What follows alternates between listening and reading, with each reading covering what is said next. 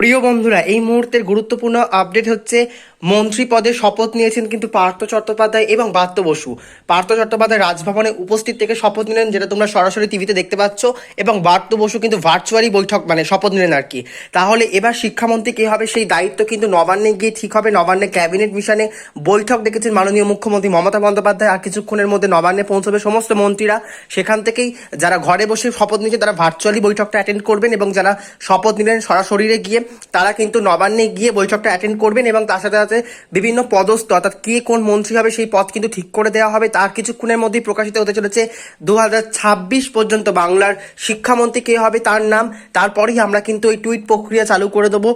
সেই ব্যক্তিকে টুইট করা হয়তো ব্রাত্য বসু হতে পারে, হয়তো পার্থ চট্টোপাধ্যায় হতে পারে, যিনিই হবেন না কেন তাকে আমরা টুইট করবো আর কিছুক্ষণ পর। এবং খবর আসছে যে আজকে বিকালের দিকে নাকি আবার বৈঠক হতে পারে যে শিক্ষামন্ত্রীর সাথে পর্ষদের। এই খবরটাও কিন্তু ফেলে দেওয়া যাচ্ছে না। এই খবরটা কিন্তু এখন চলে আসছে যে আর কিছুক্ষণ পর যখন শিক্ষামন্ত্রীর নাম অ্যানাউন্স হয়ে যাবে বা শিক্ষামন্ত্রী কে হবেন জানতে পারা যাবে নবান্ন থেকে, তারপরেই নাকি শিক্ষামন্ত্রী পর্ষদ সভাপতির সাথে বৈঠক করবেন, এমনটাই খবর আসছে। বিকালের দিকে নাকি বৈঠকটা হতে চলেছে।